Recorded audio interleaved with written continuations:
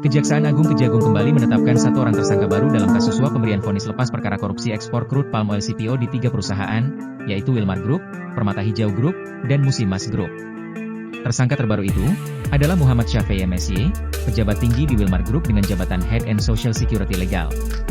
Dalam kasus ini, dia diduga berperan aktif dalam upaya mengatur putusan vonis lepas yang dijatuhkan majelis hakim kepada 3 perusahaan, yakni Wilmar Group, Permata Hijau Group, dan Musimas Group.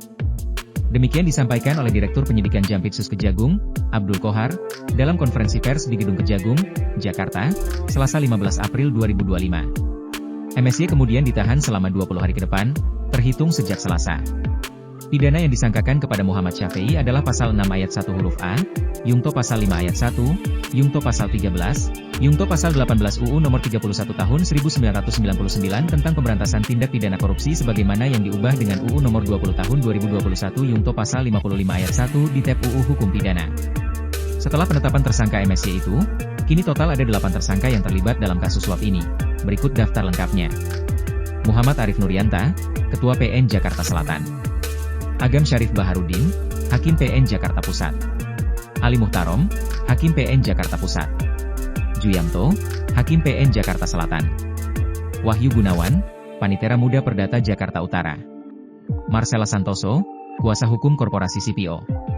Arianto Bakri, Kuasa Hukum Korporasi CPO.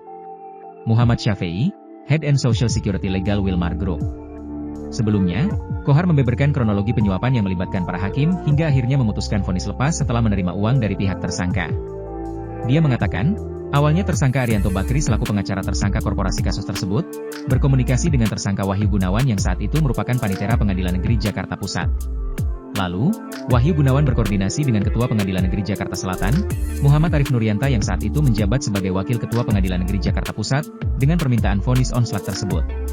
Mendengar hal itu, Arif pun menyetujui permintaan tersebut.